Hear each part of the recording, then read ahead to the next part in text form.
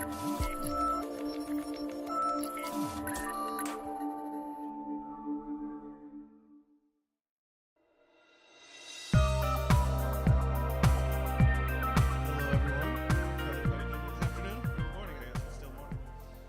my name is Khary Knowles, and I'm with Vanir Construction Management. I'll be moderating this session. I want to start out just a little bit differently. We talked about, I don't know, a lot of you were probably at the session last night with Rex and talked about how we can really be innovative in how we're creating solutions for the issues that we're having in K12. So how many people know what kindergarten means? Just to raise their hands. Who knows what kindergarten means? Because let's start from the beginning. There's one back there. Kinder means kids, essentially, and Garten in German means garden. So the original idea of kindergarten schooling was to have kids outside playing and teaching themselves about life and teaching themselves about learning. We've all heard that model recently. We're talking about project-based learning and the kids teaching themselves and role reversal and classroom reversal. So that's what we really need to look forward to is all these different opportunities and methodologies for teaching to change. Some of them are getting back to some ideas that people already had. Some of them are looking at new and innovative stuff. So we really need to start listening to how education is being taught in order to best facilitate 21st century learning. I'll keep going. Innovation, for instance. We've all heard of makerspaces, correct? Makerspaces, yes, yes. Apparently that's changing the educational landscape in a lot of ways as well. But how does that benefit us in the future? Well, we're looking at when we talked about career and college-ready examples. It's teaching critical thinking, it's teaching problem solving, it's teaching all those things that we haven't necessarily done with our 3 R's, reading, writing, arithmetic. Now we're getting into some stuff where we can take a kid out of the classroom and actually use them right away in our career and college situations. So we have to talk about innovation in a different way than we have in the past. Next one, cultivation. There's an institute in Texas. It's called the Momentous Institute.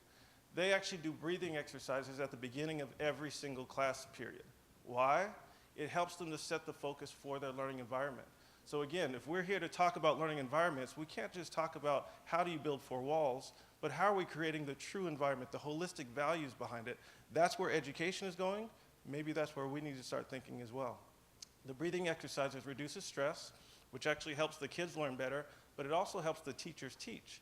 If you're running in the hallway and stopping a fight or something like that, and then you have to run into a classroom and teach, your heart's racing, your breath is going, you're gonna make bad decisions when Johnny acts out in the classroom.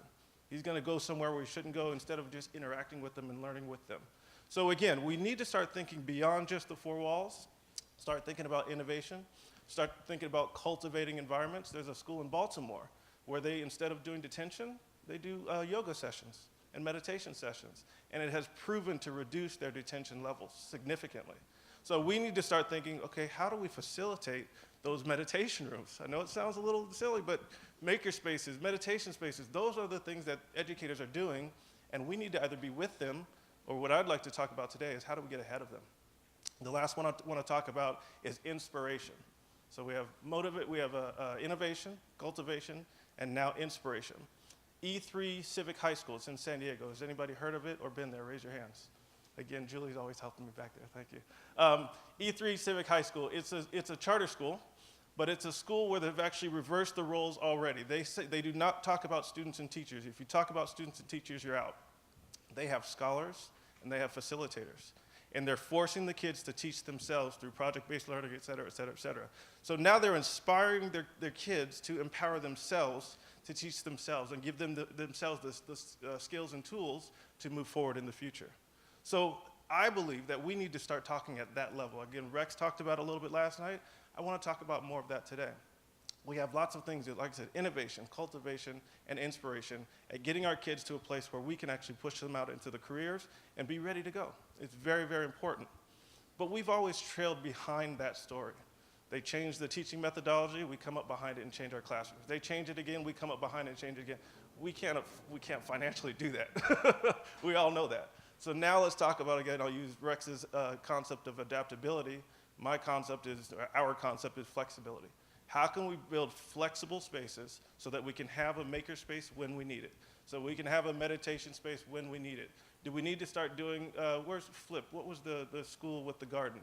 What was the school with the garden? What is it called? Hazelwood. Hazelwood.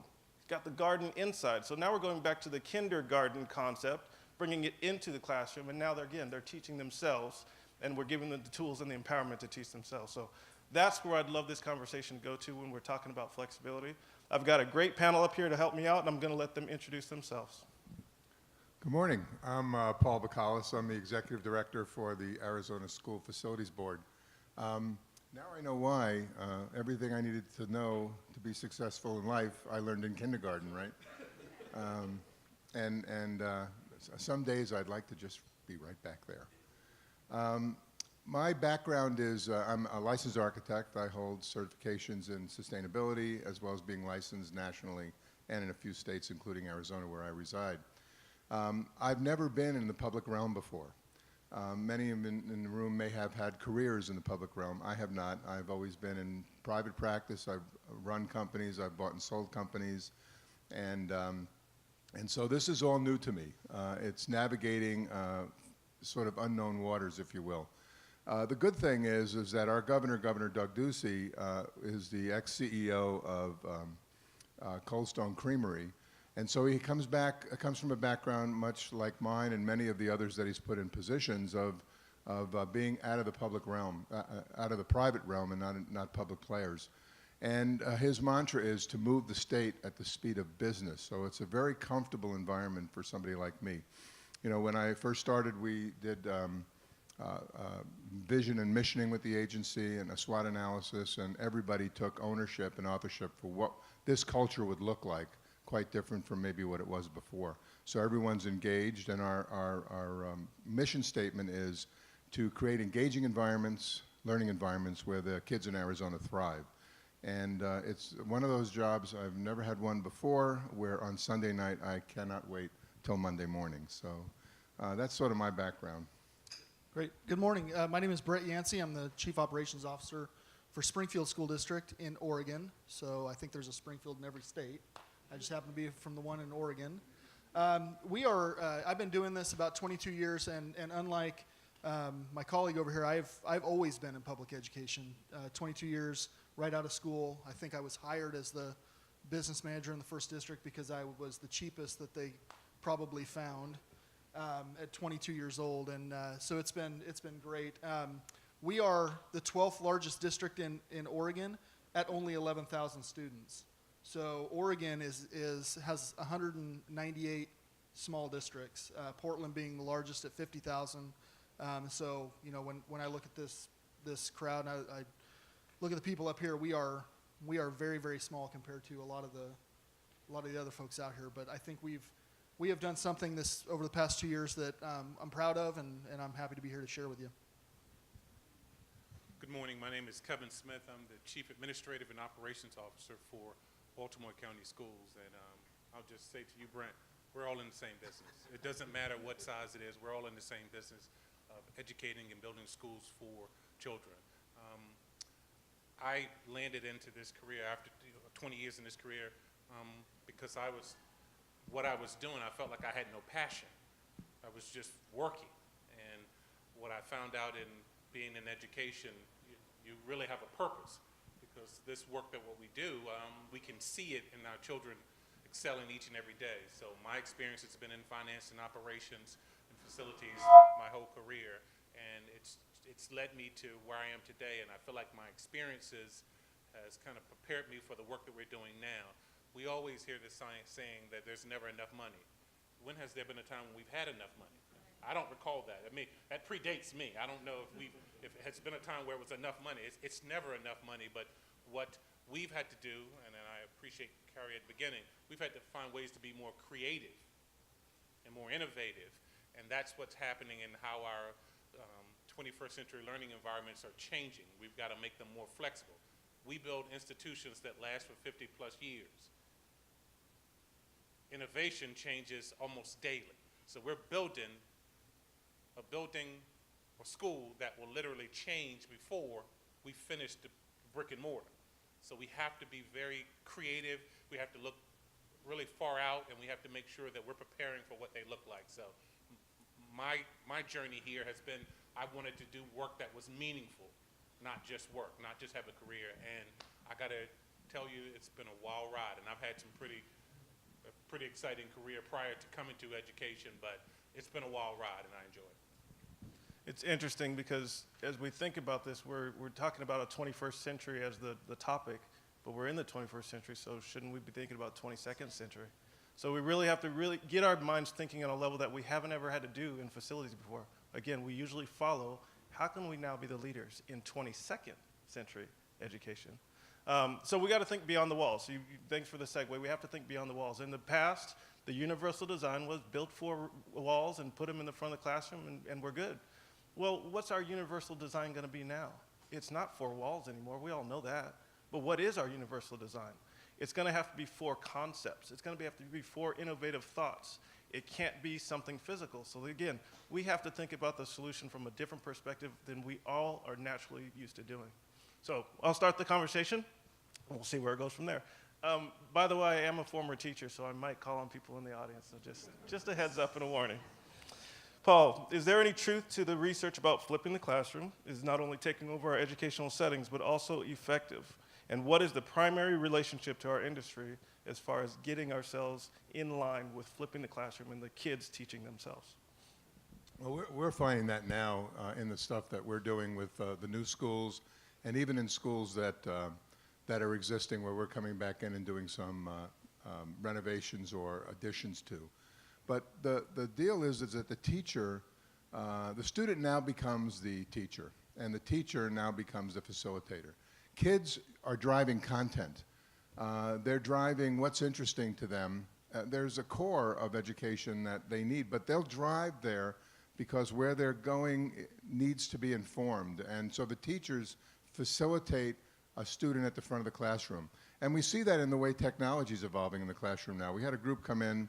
I have a small group. We have 143 million square feet of space in the state, 217 school districts, probably 1,600 schools, maybe 15,000 buildings. So it's a huge piece of real estate, of capital assets, and I have 16 people. We managed to push about $320 million a year into that enterprise. And so we're seeing a lot of things happen. And do we have enough money? I think Keith mentioned is there's never enough money. But what we're doing is we're trying to find ways to drive technology into the space.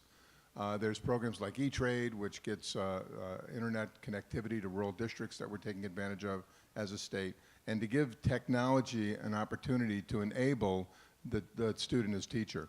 So we had a group in on a Monday come in and talk with us about what's happening technology-wise in the districts. And these smart walls that cover the whole wall with multiple projectors, where a kid can get up in the classroom and start doing what they do on their iPhone and pulling content in about something they're interested in. And the students are now engaged with another student because their interests are very similar. And so we're seeing that happen more now. We're doing things like, we had a school when I got there, I've only been with the agency a year, that we had funded for a new school in a rural area, Benson, Arizona, which is south of us and a little bit west of Tucson. And they hadn't built a school. We gave them money 2 years ago, and they hadn't built a school in that 2-year period. And I called the architect and the superintendent. I said, what's up? And they said, well, the architect told us we don't have enough money to build a school. And so I said, boy, that's disappointing. It's heartbreaking. Would you guys mind coming in and talking with us? And they did. And we fund schools on a formula, new schools. So it's number of students, number of square feet per student, number of dollars per square foot. And so they got less money than they needed to build a school, or that they thought they needed to build a school. So I challenged them. They came in, the agency, we all met with them, and I said, look, if you had it was a K4 school. If you were teaching kids about plants and botany and biology, wouldn't some of the space be appropriate outdoors rather than all enclosed indoors? And we have an advantage in Arizona where that's possible, right? And they said, yeah, that makes sense. So I said, so let's look at a classroom that includes outdoor space, and let's fund it on the square foot of indoor and outdoor space so we can nourish the built environment and still capture the kind of classroom space we did. Well, they were empowered to think outside of the box. The superintendent was thrilled. The architect felt like, boy, this could be cool. And they went off and came back to us with a scheme that was just imaginative as all get out. They were excited, and it gives kids a place to learn that's different than what they maybe had expected or anticipated for themselves. They're coming in next week with the completed schematic designs. They came in with the concepts. We had a few comments. We added live walls where there weren't walls, which spurred raised gardens and water harvesting. So lots of things are happening that are outside of the thinking that maybe push it forward a little bit more, that gives kids an opportunity in a creative, engaging, flexible learning environment. And you know, it's really exciting stuff that's possible if you really look at what does it mean to create an engaging learning environment where our kids thrive. And so that's been kind of a response to how do we address the underfunded position, and also how do we, you know, still enable these flexible learning environments where kids are now teachers, teachers are now facilitators, and the content is evolving as our world evolves, you know. So anyway, that was probably a long answer to a short question. That's all right. Are there any other ideas on how we can stay relevant? Again, we're still kind of responding to the educational models that are happening. What about the next one they think of? How do we get in front of that? How do we build ourselves so that we stay relevant within that model and getting actually in front of the problem instead of always being behind it? Any ideas on that throughout the panel? Anyone? I'll chime in here. History has to be our guide. We built buildings in the past that were for what that teaching and learning was then. But the way it looks now is different. So we need not make the same mistakes in our building projects. We have to have building projects that are consistent with how we're moving forward with flexibility. For example, in Baltimore, we have 114,000 students, 173 center schools and programs. We have some of the oldest infrastructure in the state. However, we have a $1.3 billion construction program, but we have to make sure that the mistakes from the past don't happen again. So now our buildings are looking different. We're building them with innovation, technology. The debate has happened in Baltimore about we need more teachers and we need better conditions. And I don't know if you've been following it. We're one of the districts that's still trying to finish our ACs. That they haven't had ACs, so we've gotten it down from 90 schools 5 years ago to 13 remaining that don't have air. And those 13 will be completed with either renovations, replacements, additions, and all of that. But the conversation needs not be, how do we do one? It's our goal to do all. We've got to build the technology, we've got to build innovative, flexible learning spaces, and we've got to improve the infrastructure.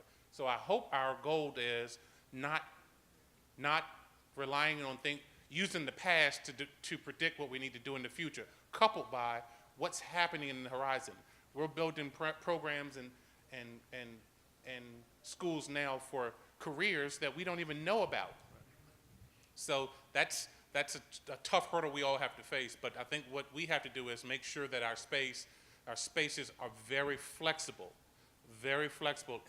and technology has to be a part of that space because it is our children's life for more time than they're awake. So we have to build schools that can incorporate and harness that talent. Well, and technology is a flexible medium to operate within. So that's why it becomes so important in the space. So we're talking about flipping the classroom where the students become the scholars and the teachers become the facilitators. I want to ask you, Brett, same kind of vein, how can we flip the built environment to where, so the educators have influenced design over the past, but how can the design now influence the educators? Yeah, and so I'm going to talk about the project that we're just finishing up. We're opening a new middle school, and we're moving in mid-year in January. So when the kids come back from winter break, they're going to go from the old school that they were in, and they're going to enter into the new school. And this project started about 2 years ago, a little over 2 years ago. Actually, yeah, about 2.5 years ago. And we did a completely different process than what we have been used to in Springfield. We were used to putting an RFP out or an RFQ, hiring an architect, and that architect goes through a process where they bring in focus groups and they hold charrettes and they do all of these things to inform the design. We hired an architect not to design the school. We hired an architect to facilitate an educational specification process before we hired the architect to design the building. And that architect could have been 2 different firms. And we went through 2 competitive processes. And so we started, and the mission for the architect was, how does instruction design the building? Not just how does the building support the education. We wanted to be on the front end of that. And so we brought in educators, stakeholders, parents, kids. Noticed that facilities was minimal in that. We had a couple of our facilities folks involved. And we went out and we looked at schools in the Seattle area, and we saw some unbelievable things happening up there. We went south and we looked down there. And we went through that process that took us about 4 or 5 months. And in the end, it came up with a book. It was called we called it our middle school educational specification book. Then we did an RFQ and hired the architect to design the building. And when that architect came on board, we handed him the book and said, this is everything we expect to see in that building. And that was a completely different process for us. And it was a leap of faith for our board and our community, and they understood where we were trying to go. So then the architect goes and they start designing the building, and they bring those same folks in that were involved in the ed spec process, and they do check-ins. Is this what you envisioned? Is this what you saw? Is this what you imagined? And now we're, like I said, we're a month away from opening that building. We added 40,000 square feet to the footprint from the old building to the new building. We have collaboration spaces and maker spaces in every instructional wing. It's a 6 through 8 middle school. We have a STEAM lab. We have a culinary arts lab. We took our band and our choir rooms and we moved them to the front of the building, the first 2 instructional classrooms you see when you enter the main door. The rest of our middle schools, it's just that noise coming out from in back of the school. We put a value on arts. We put a value on music and those types of things. And then when you walk around that building, it begs for collaboration. There are walls that are sliding barn doors in our collaboration spaces. We do have traditional learning studios or classrooms with $1 million worth of flexible furniture. Everything we brought into the school was new. Our STEAM lab is connected to a small learning environment, and then you walk out of that learning environment into your STEAM lab. I'm sure a lot of folks in here have those. Electricity coming in our maker spaces, electricity coming out of the ceiling on reels, so that you're not stuck to a specific place to learn. You can actually be fairly flexible and move around. And so that was really different for us, and it's different for our district. Now, the next thing we had to do, and this has been going on for about a year, is we had to provide the professional development for that building for our instruction staff, because they're going to walk in that building, and they've been in and they've looked at it, and you just see these deer in headlights look. They're like, I don't even know how to approach this. And so we had to bring professional development in and start really pushing the envelope. Knowing that we had 2 years, we also had the opportunity to get the staff into that building that wanted to work in that environment. Some folks are at the end of their career, and some folks are maybe stuck in where they like the tradition, they don't like change. Well, we wanted staff that wanted to be challenged. We wanted staff that wanted to push the envelope. And by the way, this is our highest poverty school in the district. It's 94% free and reduced. And so it's an unbelievable opportunity for these 750 students to imagine what education can be like as we look at 22nd century, building enough flexibility in the school that hopefully it will inform not just what we do in the future, but what other schools are able to do. This is now our floor. When we redo, when we renovate, when we build new schools, it's my expectation that this is the floor. We're going to improve on this every time we get the opportunity. So you're beyond the walls in a lot of ways if you're hiring teachers. I mean, again, that's something we in this room have never really talked about being a part of building a school, is hiring the right teachers to make sure we facilitate that school. So that's fantastic. How did you guys do? It's a hard question. How did you guys do financially? You talk about state of the art, and you talk about all these different spaces and getting the right teachers. How did you guys do financially in that situation? So that was probably the most difficult thing for us. We have very little state funding for school facilities. The only revenue you have for school facilities came the year after we passed our bond. The state had a small matching program where you could get a $4 million or $5 million to match. So we had to pass a general obligation bond. And we didn't overpromise.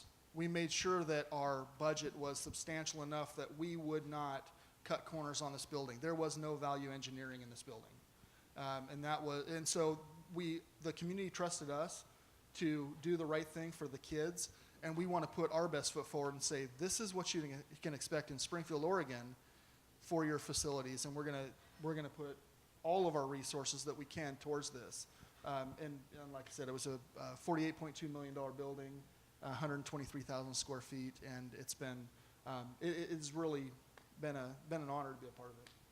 I think with 94%, you probably gave those kids something they've never seen before. Oh, and then you're giving them some unbelievable. ownership of their spaces Yeah. and things like that that are important as we move forward in our building process. I'm going to go back to you, Kevin. You talked a little bit about the flexibility. How can we best utilize, and you guys are both talking about different kinds of spaces, outdoor, inside-out spaces, both of you kind of barn doors and things like that. How can we best utilize our spaces to advance us into this idea that all spaces might need to be more flexible? Well, for us in Baltimore, we are in the last phase. Our next budget cycle for 19 will complete our STAT initiative, and that is a one-to-one laptop device for all of our students. So the high school is the last one. We have three lighthouse high schools that have been piloted for us. This is the second year of that pilot. So once we complete that, our building projects moving forward, the classroom doesn't look the same. So we have, to Brent's earlier statement, the furnishings in that are completely different. It's very mobile space, the whiteboards, the technology. I'll give you an example. Some of our technology throw projectors used to be part of FF&E. Now what we're doing, it's no longer FF&E now. I got to move it because it's got to be mobile. And if it's mobile, it's not FF&E. So we have to rethink, and that has been a product of our updated, continual updating of our ed specs. Because if not, you'll find yourself behind the instructional curve. Our instruction leads facilities. We don't tell instructions we follow facilities. So how we've transitioned that is our learning space is flexible from the standpoint of more project-based learning space, maker space, community, flip space. Our classrooms and our new projects, new schools, renovations, additions, and replacements literally are going to be spaces where 3 of those walls can be teaching walls. So they're going to have whiteboards on 3 of those walls so that space is completely interactive at all times. In addition to that, there's a casework that is going to be available to support device usage, laptop charging stations, so that that entire classroom is interactive and mobile and flexible for whatever teaching and learning takes place, whatever. So that we certainly have designated spaces, but we have to have space that is adaptable, because once again, we build a building to last 50 plus years, we've got to be able to adapt to all of those changes. So it's kind of taking the techniques that are out there now and incorporating them into things that can support what we see moving forward.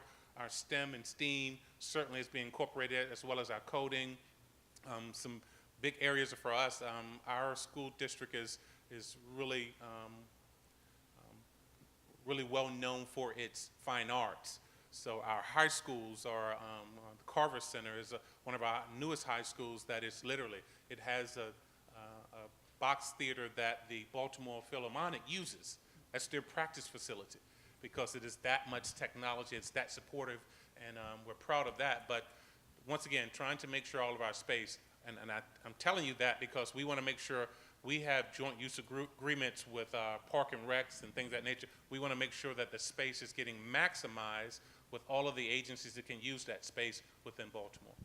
So it's important to focus on space utilization as we think about flexible spaces, making sure, one of the terms you've brought to me is, those collaboration collisions.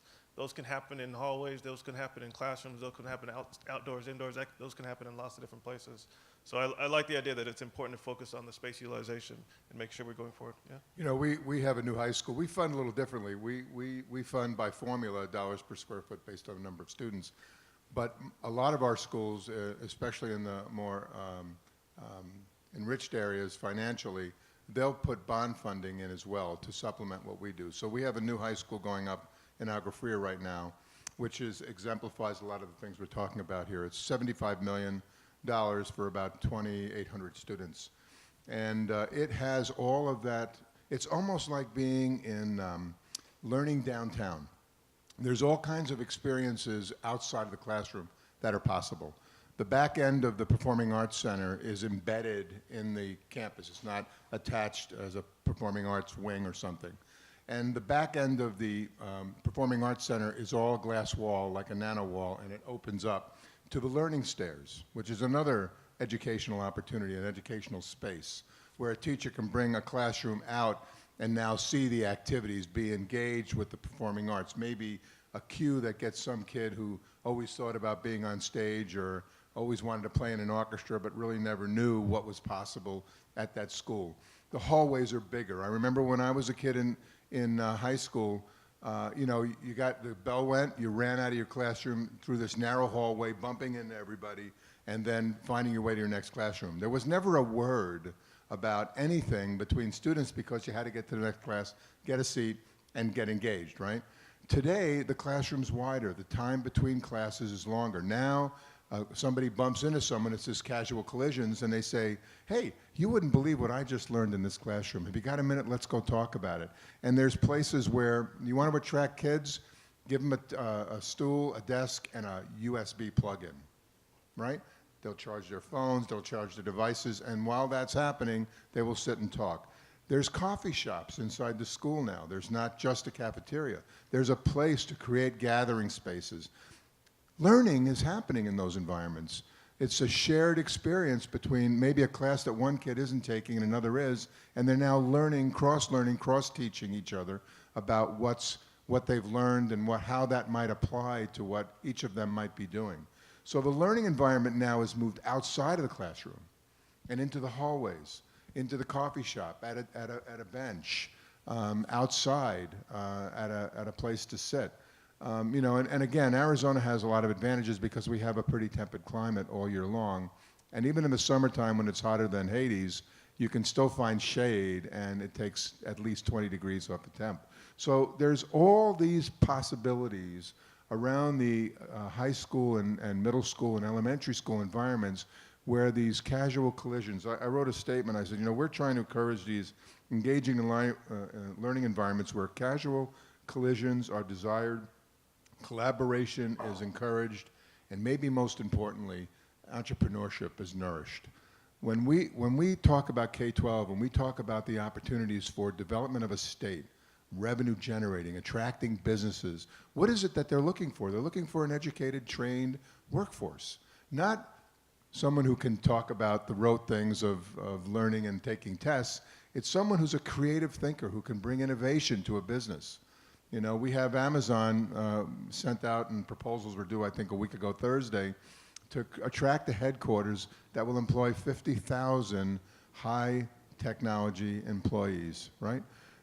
What is the biggest attraction to that? It's an engaged, educated workforce.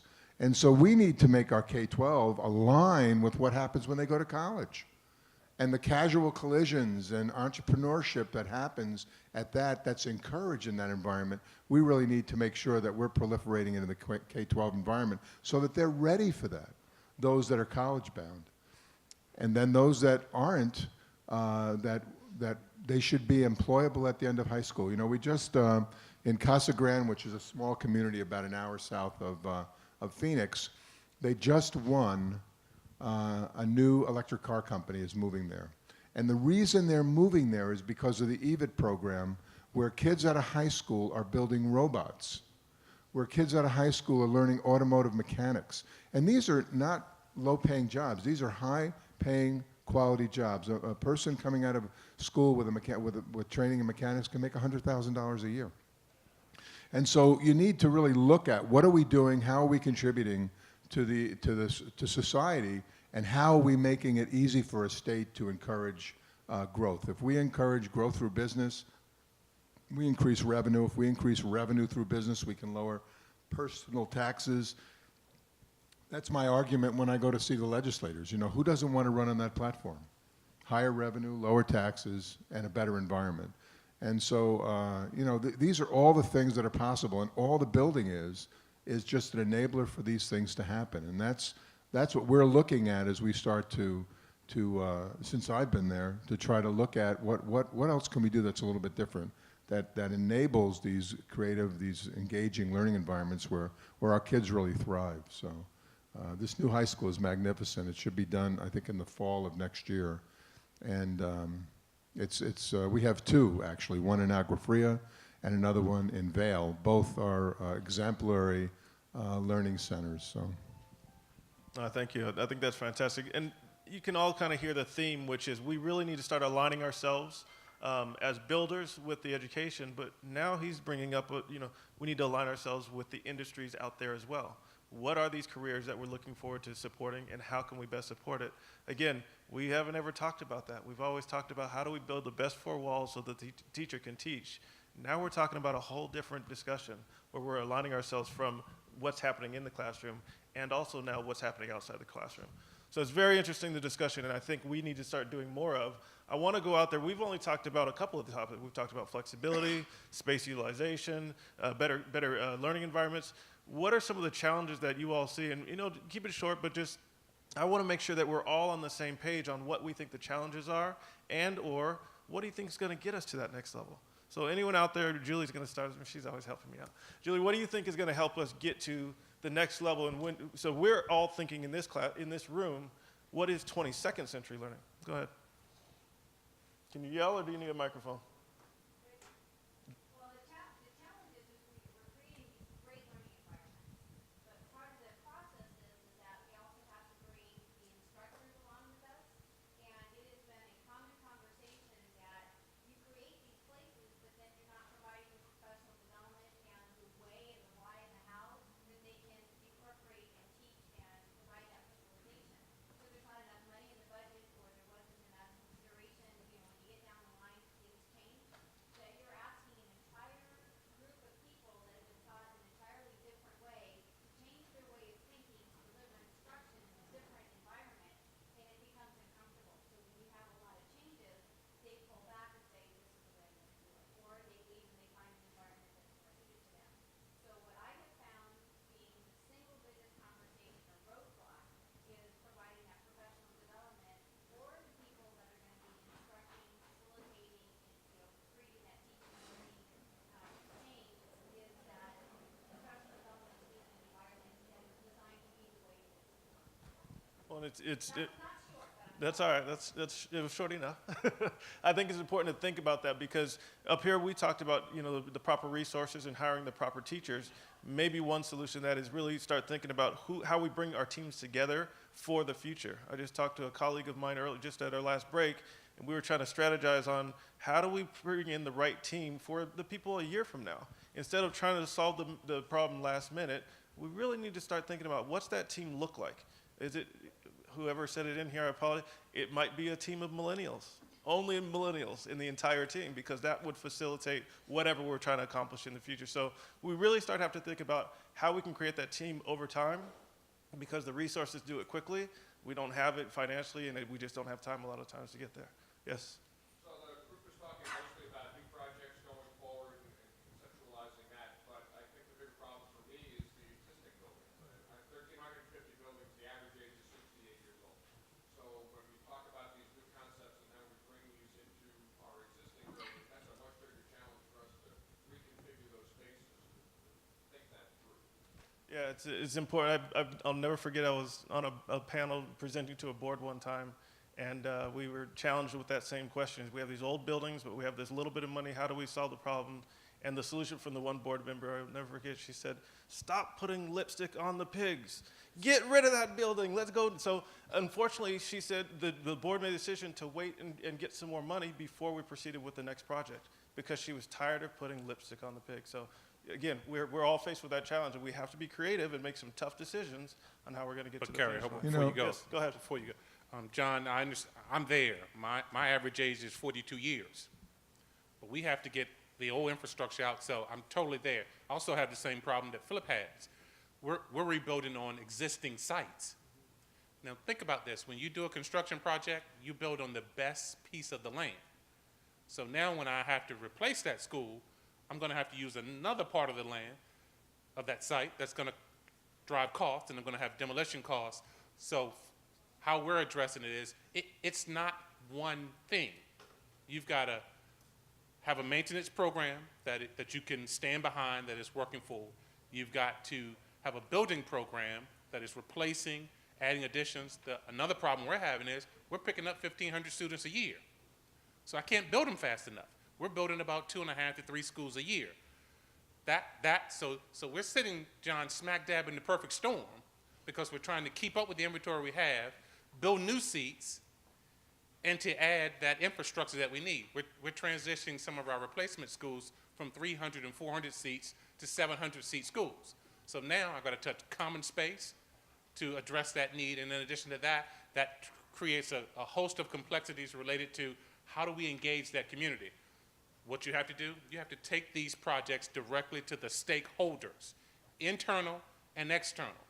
And you've got to deal with them that way, because if not, they're going to see a school that they remember transitions into a new building, a new structure, a new learning environment that's totally foreign to them.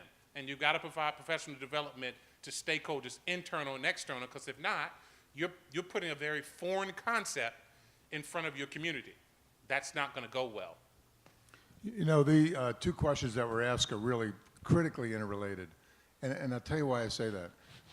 When I started with the state, I had office in a state building, and we're in the executive tower, and it's built a long time ago, and it's very stagnant. And it really didn't work for what I was trying to accomplish in terms of creating this engaging work environment where we're collaborating and we're you know, trying to find new ways to do things differently, right? And so we changed our space. We didn't build out any new walls, didn't take down any walls. What I did was I covered the whole wall of our main conference room with plate glass, 4x6 sheets, and we write on them all the time.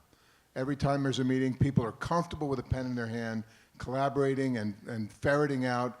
We have huddle boards, all a part of this AMS thing. We draw them up there, and we start to chart and flow everything that we're trying to accomplish. And everybody's in the room at the same time saying, no, what if we thought about it this way? What if, right? The other thing is we had some small meeting rooms. I took the tables out of the meeting rooms and put them in the hallways.